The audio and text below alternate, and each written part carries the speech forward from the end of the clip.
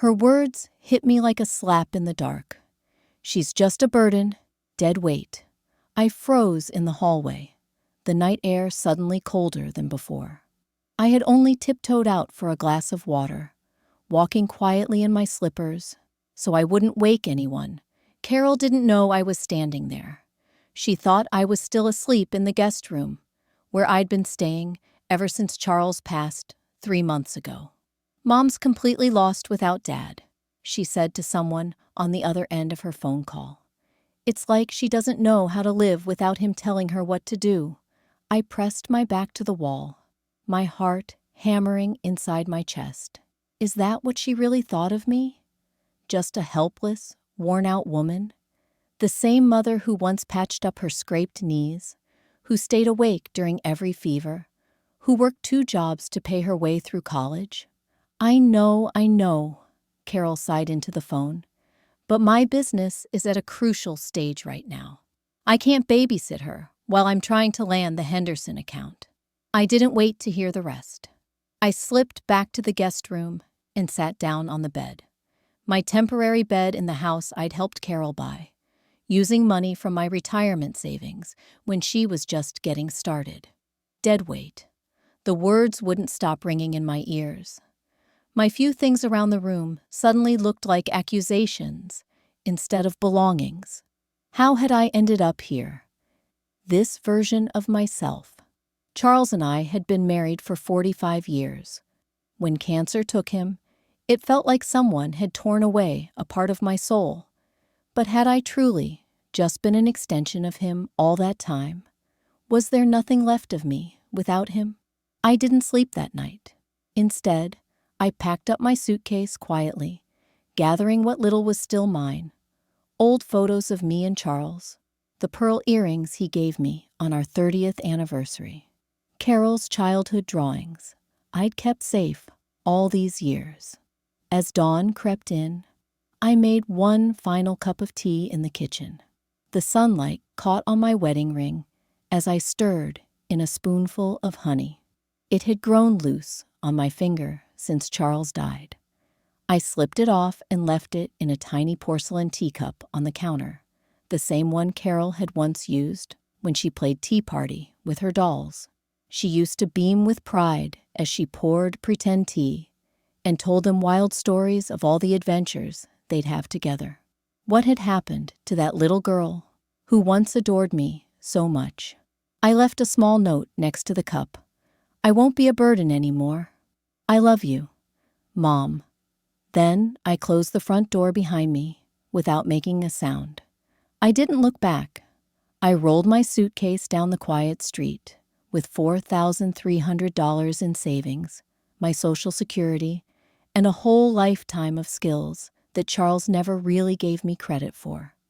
Before the kids, I'd been a librarian.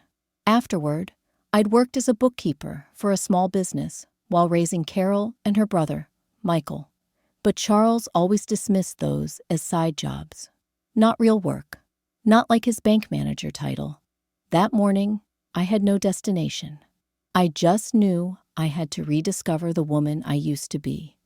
Before I became Mrs. Charles Harrington, before I became just Carol's mom. I boarded a bus heading toward the coast, chasing a dream I'd quietly carried for years. I'd always wanted to live near the sea, but Charles had insisted we stay in the suburbs. By noon, I found myself in Seabrook, a quiet coastal town, with salt in the breeze and faded little shops lining Main Street. I sat on a bench near the harbor, watching the fishing boats bob in the water. "Beautiful, isn't it?" a voice said beside me. I turned to see an elderly man with kind eyes smiling at me. "First time in Seabrook?" "Yes," I said, surprised at how firm my voice sounded. "I'm starting over." He nodded, like he understood exactly what I meant. "Best place for it. I'm Harold, by the way. I run the bookshop just down the street." "I'm Sadie," I replied, offering up my name like a gift I hadn't given in a long time. "I used to be a librarian, a while back." His eyes lit up. "Is that right? Well, Sadie, maybe this is fate. I've been looking for someone to help me at the shop. My eyes aren't what they used to be, and the computer stuff might as well be written in Martian. For the first time since Charles passed, I laughed. Actually laughed. Are you offering me a job? I'm offering you something to do. A reason. And there's a room above the shop if you need a place to stay. Nothing fancy, but it's clean. And the harbor view's worth every penny. I should have been cautious. Should have been more skeptical about trusting a stranger. But something about Harold, about this town, and the idea of starting again, made me feel more alive than I had in years. When can I start? I asked. That evening, as I unpacked my few belongings in the small apartment above Harbor Lights books, my phone buzzed. Carol's name flashed across the screen. It was the third call since she realized I was gone. I silenced it again. I wasn't ready. Not for her anger, and certainly not for her pity. What I didn't know was that, at that same moment, my daughter was staring at the wedding ring left behind in the teacup, feeling a strange mix of panic and regret. The mother she'd taken for granted was no longer there, and for the first time, Carol was beginning to grasp the true weight of those careless words, dead weight. And over the coming months, she'd come to learn just how wrong she'd been, in ways neither of us ever saw coming. That first week at Harbor Lights felt like walking into someone else's life.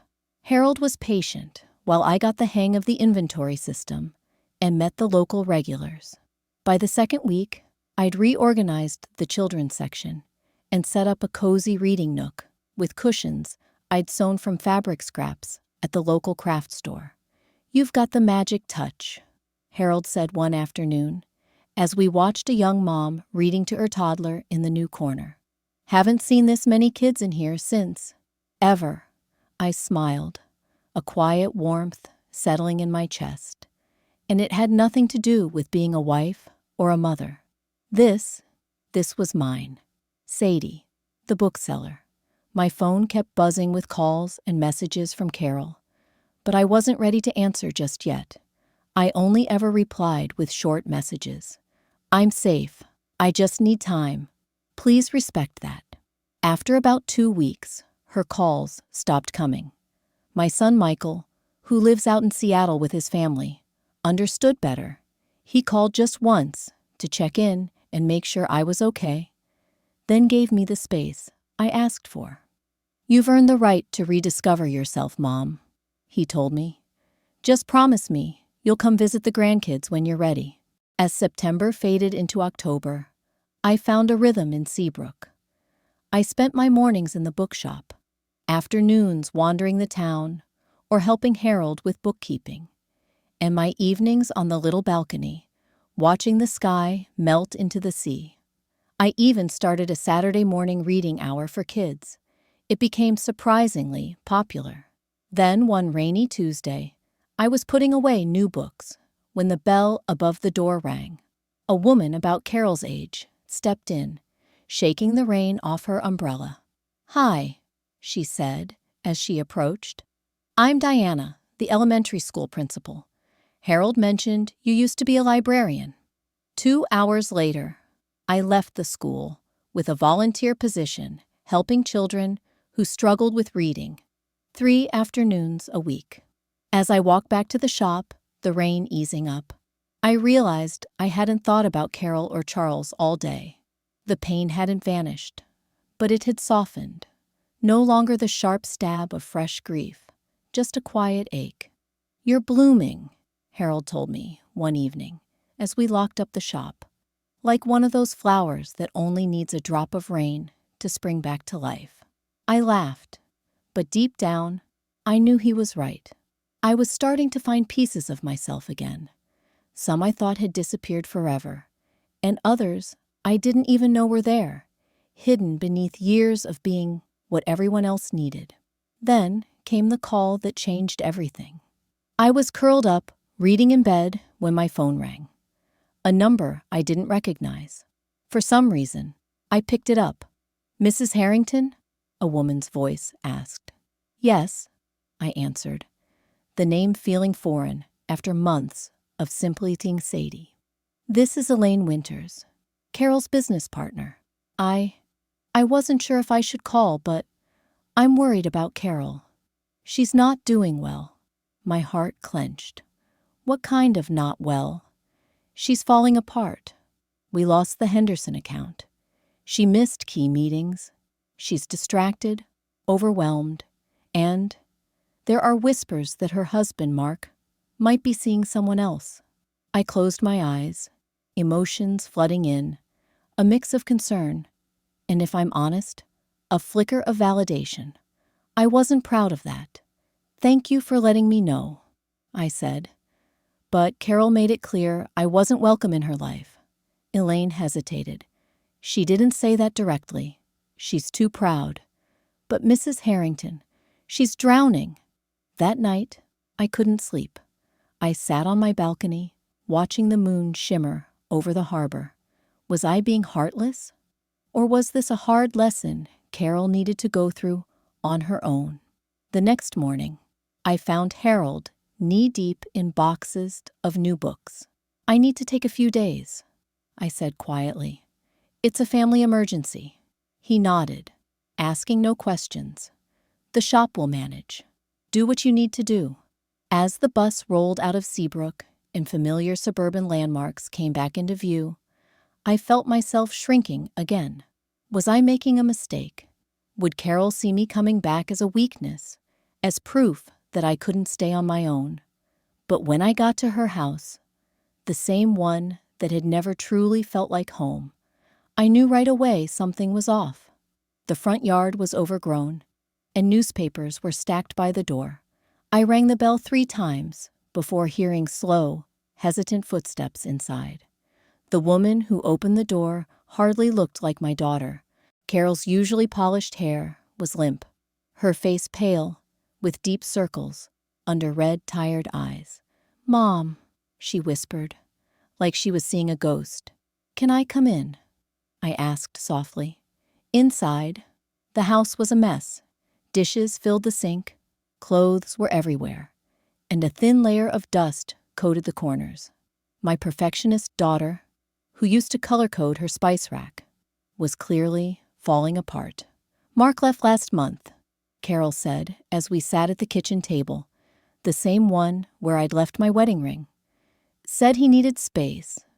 But really, he's with his assistant. She's 24. Can you believe that?" I listened as she laid it all out. After I left, she buried herself in work, trying to land the Henderson account. But with no one to help keep things steady at home, her marriage began to crumble. Mark felt overlooked, she felt unsupported, and the arguments kept growing until one night he left. "I missed the Henderson pitch because we were up all night arguing over the phone," she said, her voice cracking. "Elaine tried to cover, but it was a mess. We lost the account, and then 3 more clients after that. The company's barely holding on." "I'm sorry," I said, and I truly meant it. No matter what had happened, seeing my daughter hurt still cut deep. She looked up at me, tears streaming down her face. "No, I'm sorry for calling you a burden. The truth is, you were the one keeping everything together. I was the dead weight, too selfish to see what was right in front of me." I reached across the table and held her hand. It felt small again, like when she was a little girl running to me with a broken toy or scraped knee. "What will you do now?" I asked, gently. "I don't know," she whispered. "The house is mortgaged up to my ears, and Mark's threatening to sue for his share of the business. I might lose everything." Part of me wanted to step in, offer solutions, move back in, help her fix it all. But I thought about the woman I'd become in Seabrook. Sadie, the one who sold books and taught kids to read. Sadie, who could sit alone and enjoy a sunset and feel whole. "You won't lose everything," I told her with quiet strength. "You still have you." Carol blinked. "What do you mean?" I looked at her and smiled gently. When your father died, and I moved in with you, I thought I had lost everything. For so long, my identity was tied to being Charles's wife, and without him, I didn't know who I was anymore. But then, I heard what you said that night. It hurt, but it pushed me to discover something new. Mom, Carol flinched as I spoke, but I said gently, let me finish. What I found was that I'm stronger than I realized. There were parts of me that had been hidden for years, waiting for the right moment to emerge. You need to find that strength in yourself now, Carol whispered. But you left. I had to, I replied. Sometimes, leaving is the only way to find yourself. I thought about the wedding ring I'd left in the teacup.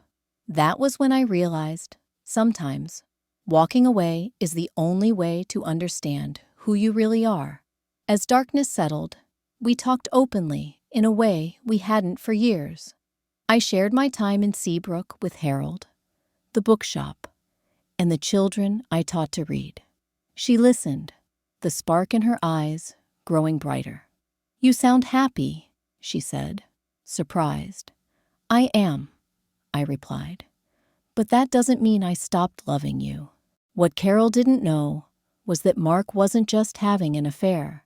He was planning to destroy what little was left of her life, and those plans were already set in motion. I stayed with her for 3 days, helping her sort through the neglected mail. Each letter revealed a new piece of her life, unraveling overdue bills, collection notices, and more bad news. On the second day, her phone rang, and the screen showed Elaine's name. I picked up. Carol, thank God we need to talk about Mark. It's Sadie, I said quietly. Elaine paused. You're there. Good. Look, things are worse than she knows. I've been going through the books, and I found transactions, large ones, that I can't explain. Money's been leaving the business accounts for months. My stomach sank. How much? I asked. Almost $200,000, Elaine said, her voice grim. The transfers started around the time Mark began his affair. I closed my eyes, piecing it all together. You think Mark was stealing from the company? I think he was stealing from Carol, Elaine confirmed. The transfers went to a shell company I've traced back to him and his girlfriend. They've been planning this for months. When Carol came downstairs, wrapped in a bathrobe, I knew I had to tell her. The look on my face gave me away. What is it? She asked. Freezing at the bottom of the stairs, I led her to the kitchen table and gently explained. She listened, pale, with each word. $200,000, she whispered. That's all our operating capital. The business is finished. Not necessarily, I said, a plan already forming in my mind. But first, we need to understand exactly what Mark did and gather evidence. Carol stared at me, surprised. You want to fight him, don't you? I do, I said. This is theft, not karma, and you're not going to let him take everything you've worked for. The next morning, we met Elaine at the office. The marketing firm that had once been bustling was now eerily quiet, with only a handful of employees left. Elaine had gathered the evidence: bank statements, transfer reports, emails from Mark to the accountant authorizing the suspicious transfers. He claimed these were investments in new market research, but the company he transferred the money to didn't do any research at all. It's just a bank account he and his girlfriend opened 6 months ago, Elaine said. 6 months? Carol looked stunned. That's when we went to Cancun for our anniversary. He was on his phone the whole time, saying he was handling a work emergency. He was handling something, Elaine said dryly. As we pored over the evidence, I noticed a pattern. The transfers happened on the 15th of every month, and each was the same amount, $12,750. Carol frowned. Why that specific amount? It's just under the threshold that would require my signature as co-owner, she realized. Mark knew exactly what he was doing. As we dug deeper, a more complete picture emerged. Mark had been draining the company while positioning himself to leave. He even took out additional mortgages on the house without Carol's knowledge, forging her signature. But that's illegal, I said, staring at the mortgage papers Elaine had obtained. It is, she said, and it's exactly what we need to stop him. Carol sat quietly, twisting a pen in her fingers, overwhelmed. What are you thinking? I prompted gently. She looked up, her eyes hollow. I trusted Mark with everything, my heart, my business, my future, and the whole time he was planning to leave me with nothing. She paused, just like I was willing to leave you with nothing. I recognized the parallel, but knew now wasn't the time to dwell on it. The difference is, I chose to leave and build something new. Mark is trying to destroy what you've built. We're not going to let that happen. That afternoon, we took the evidence to a lawyer, Vivian, who specialized in financial fraud. After reviewing the documents, she said, "You have enough here for both criminal charges and a civil suit." The forged mortgage documents alone could put him away for fraud. Add embezzlement from the company, and he's looking at serious consequences. I don't know if I want him in jail, Carol said quietly. I just want what's mine. Vivian smiled thinly. The threat of criminal charges makes people very willing to settle civil matters generously. We left with a plan. Vivian would prepare paperwork for an emergency injunction to freeze Mark's assets, while Carol secured the remaining company assets. Elaine would reach out to clients, and I had my own role to play. That evening, I did something I never thought I'd do. I called Mark. "Mrs. Harrington," he said, surprised. "Carol said you'd moved away." "I did," I replied calmly. "But I came back when I heard about your separation. I was wondering if we could meet for coffee tomorrow. Just you and me." There was a pause. "Why would you want to do that?" "Because despite everything, you were my son-in-law for 15 years. I'd like to hear your side of the story." Another pause. "Okay, the coffee shop on Elm at 10 a.m. "Perfect," I said, hanging up. Carol stared at me. "What are you doing? Why would you want to talk to him?" "Because someone needs to look him in the eye when he realizes his plan has failed," I said simply. "And I think that someone should be me." Later that night, as Carol finally slept upstairs, I sat on the porch swing, thinking. The suburban night was so different from my Seabrook evenings. I missed the quiet companionship of Harold, the children coming for reading hour, and my small apartment above the bookshop. But sitting there, planning to protect my daughter, I felt a new kind of strength within me, one I hadn't expected, but now embraced with determination. My phone buzzed with a text from Harold. "The shop misses you. So do I. Everything okay?" I smiled in the darkness. "Family crisis might take a while longer. Keep the reading corner ready for me." His reply came quickly. "For as long as it takes. We're not going anywhere." The words warmed my chest. I had a life waiting for me, a life I'd built myself, and that gave me the courage for what I had to do next. What Mark didn't know, as he agreed to meet me, was that I had already spoken to his girlfriend. She had agreed to cooperate, turning over text messages, emails, and recorded conversations that would destroy his case. As dawn broke, I rehearsed what I would say to the man who had tried to destroy my daughter's life. I was no longer just Sadie the bookseller or Sadie the teacher. Today, I was Sadie the protector, a role I thought I'd left behind, but was now embracing with fierce determination. What I didn't anticipate was that Mark would arrive with a shocking revelation that would make me question everything I thought I knew about my daughter's marriage. I took a sip of my latte, letting the silence hang a bit longer than needed. "I wanted to give you the chance to explain," I said, watching his reaction carefully. Mark leaned back slightly, arms crossed. "There's not much to explain," he muttered. "Carol and I grew apart. It happens." I didn't flinch. "That's not what I meant," I said evenly. "I'm talking about the missing money, the shell company, the forged mortgage documents." His eyes darted to the manila folder like it might bite him. "You've been busy," he said, a forced smile tugging at his lips. "I have," I nodded, "but not nearly as busy as you've been. Draining accounts, forging Carol's name, setting yourself up to walk away clean. It was a clever plan. Too clever, actually." Mark looked away, jaw tight. "I didn't mean for it to get so out of hand." "You didn't mean to get caught," I corrected.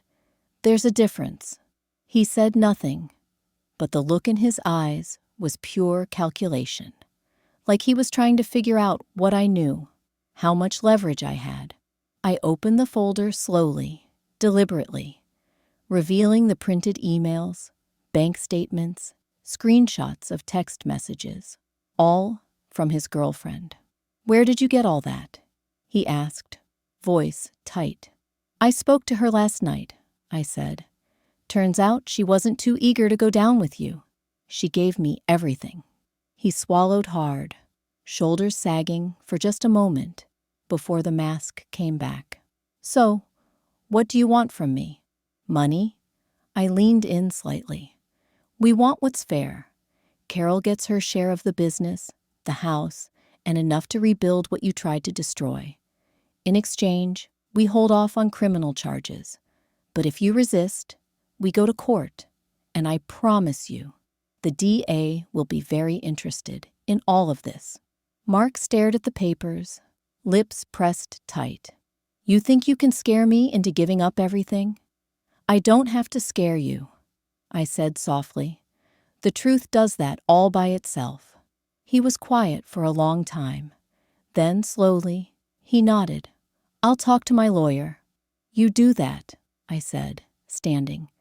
"But know this, Carol's not alone anymore, and neither am I. Whatever strength you thought she didn't have, she's finding it now." I walked out of the coffee shop with my heart pounding but steady. It wasn't over, not yet, but the tide had turned. Back at Carol's house, she was sitting at the kitchen table, eyes puffy but alert. I handed her the folder. "He knows we have him. He's going to try to settle." Carol opened the folder slowly, flipping through the pages with trembling hands. "I don't even recognize this man anymore," she whispered. "Maybe you never really did," I said gently. "But now you get to see clearly, and you get to choose what comes next." She looked up at me, her expression filled with both fear and determination. "I want to fight, Mom. I want to rebuild." I reached over, squeezing her hand. "Then, let's do it together." The days that followed were a blur of meetings, legal filings, and hard conversations. But Carol stood taller with each one. The woman who once let her world revolve around a man who betrayed her was now learning to center herself. And as I packed my suitcase to return to Seabrook, I felt a peace I hadn't known in years, not because everything was fixed, but because healing had begun. Carol hugged me tight at the door, whispering, "Thank you for coming back." "I never really left," I said with a smile. Driving away, I passed the old coffee shop and the quiet streets of her neighborhood, and I realized that sometimes the hardest goodbyes are the ones that make room for new beginnings. Back in Seabrook, Harold was waiting at the bookshop, a mug of tea in hand and a smile that felt like home. I slipped behind the counter, the smell of old pages and fresh ink wrapping around me like a hug. Life had shifted again. But this time, I knew exactly who I was. That first evening back in Seabrook felt quieter than I remembered, but not in a lonely way. The kind of quiet that comes after a storm, when the winds have passed and everything's still standing, just a little rearranged. Harold didn't press me with questions. He simply handed me a slice of lemon pound cake and asked if I wanted to open the shop early tomorrow. I nodded. Let's start fresh. The next morning, the little bell above the shop door jingled like it always had, like nothing had changed. But I had. I shelved books with new steadiness, greeted customers with a warmth I hadn't realized had dimmed before, and when the neighborhood children trickled in for reading hour, something in me softened fully. I wasn't just returning to my old life. I was expanding it. I could be both the woman who once lost everything and the one who found more than she thought possible. A week passed. Carol called every evening, not out of desperation now, but with updates. She told me how Elaine helped her streamline the company, how Vivian had filed the injunction and frozen the last of Mark's known accounts. Her voice grew firmer with each call. I feel like I can breathe again, she said one night. That's how it starts, I told her. Breathing, then believing. One afternoon, she asked if I'd consider coming back up for a while, just until the court hearings were over. I could tell she wasn't asking because she needed saving anymore, but because she wanted me there. That mattered. I'll come soon, I promised, but I need a little more time here. I've got a reading corner full of tiny voices counting on me. She laughed, really laughed, for the first time in months. Fair enough. Just don't forget, you've got a corner here too. By the end of that month, the case had progressed faster than any of us expected. Mark, faced with mounting evidence and a girlfriend turned witness, folded quicker than I thought he would. Through his lawyer, he offered a generous settlement, returning most of the stolen funds, giving up his stake in the company, and transferring full ownership of the house back to Carol. No jail time, Carol said to me over the phone. But everything else, he lost it all. And you? I asked. I kept what matters. My dignity, my future, and, she paused, my mom. That night, I closed the bookshop early. Harold poured me a glass of wine in the back room, and we sat among boxes of new titles waiting to be shelved. You look different, he said quietly. I feel different, I replied. I think I finally stopped trying to fix everything for everyone else. Now I just show up and let people meet me halfway. He smiled at that. Sounds like peace. I nodded, or something close to it. Spring came to Seabrook gently that year. The ocean breeze carried the scent of jasmine through the open windows of my little apartment. I planted herbs on the sill and got to know the rhythms of my own heartbeat again.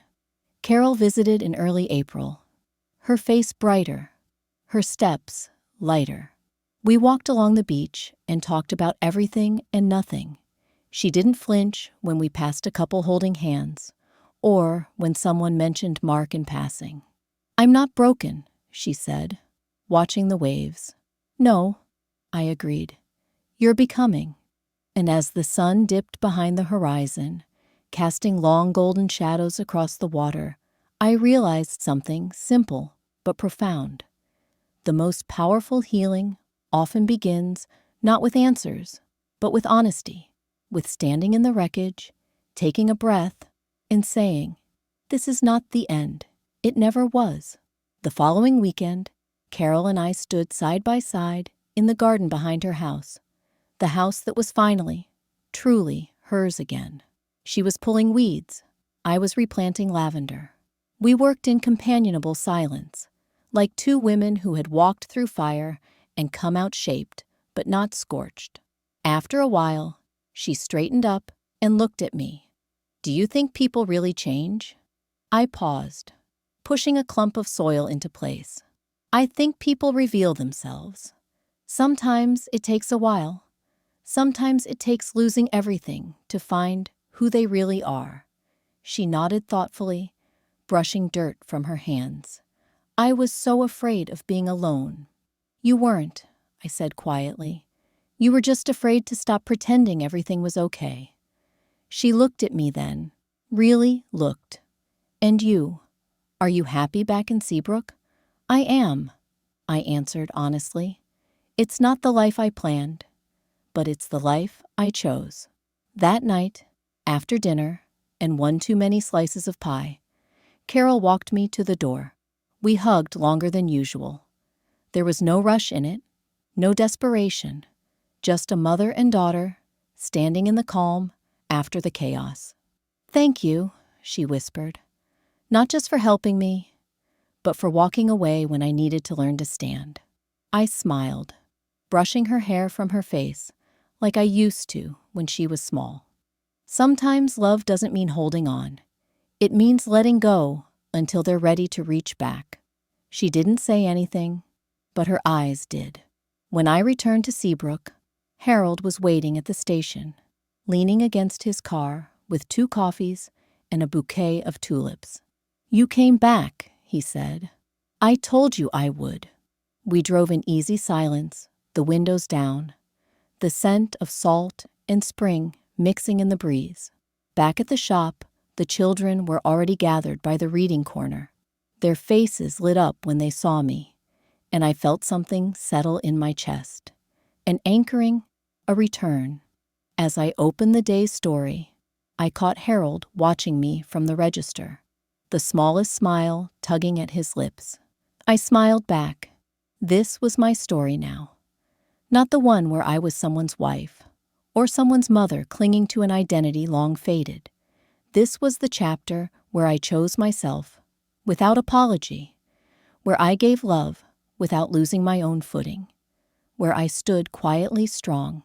I had found my way back not just to Seabrook, but to me, and in the background, where love had always lived quietly, I let it grow again, one page, one step, one sunrise at a time.